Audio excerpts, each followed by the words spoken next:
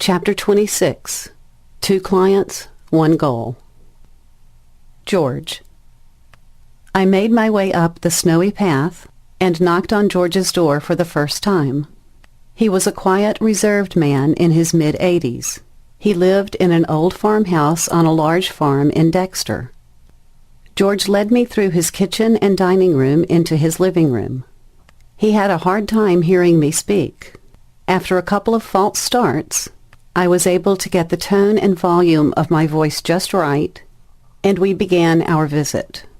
Included in the referral information was a notation that George was having trouble identifying his medicines, one of which was for his heart condition. When I asked, he recited each medication, told me how he identified it, what it was for, and when he took it. A little confused by his adeptness at what was supposed to be a difficult task, I asked George to do that again. Again, in his quiet way, he gave me all of the particulars on his medicines. So out the window went the plans I had made for George's first lesson. I sat back and we chatted for a little while.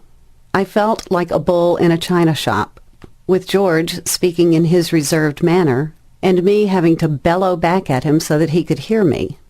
In the course of our conversation, I noted several tasks around the house which could be made accessible. I showed him large print materials, such as a calendar and address book, gave him a pad of bold-line paper and some bold markers, and asked if he would like a large print check register. He declined all of these at first, saying very quietly that he supposed he could get along. After a little contemplation, George allowed that some of these items might be helpful, but turned down the check register, saying he didn't write checks. He told me he knew how much money he had, where it was supposed to go, and therefore had no need to write a check.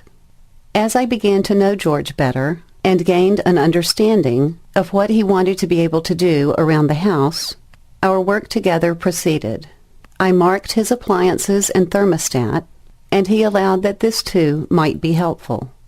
Explaining that he could have operator-assisted telephoning at no charge brought about the same reaction. I was beginning to wonder what, if anything, would really interest George. Gordon. I reached into the car for my bag. Throwing it over my shoulder, I walked up the sidewalk and knocked on the door. "Hello, my name is Sue Martin," I began. "Ah, great," replied Gordon. "Please, come in. This is my wife, Christine. I've been waiting for your help for several months. Come on in and let's get started." Coming to work with Gordon was an adventure. I never knew what to expect when I walked in the door. He'd always have a project. One month, we'd work on his genealogy program. The next month saw us creating a letterhead, which he could use for stationery in his snail mail correspondence. Then we'd be off and running to find a stock quote website which would work properly with his screen reader. Each new thing we discovered delighted Gordon, and he was never stingy in showing his delight. When people ask me to tell them some of the greatest stories of my work, I always tell the story of when Gordon received his first email from a family member. I don't recall at the moment who sent that first one, but it absolutely thrilled Gordon. The other great moment was when I placed Gordon's large keyboard before him. It was an IntelliTools keyboard. These keyboards come with standard overlays which can be inserted. You can also create custom overlays. This is what my assistant Cindy and I did for Gordon. We used vibrant colors of high contrast to create the overlay. I started to explain the overlay, but quickly realized there was no need. With a spreading smile, Gordon just began to type away.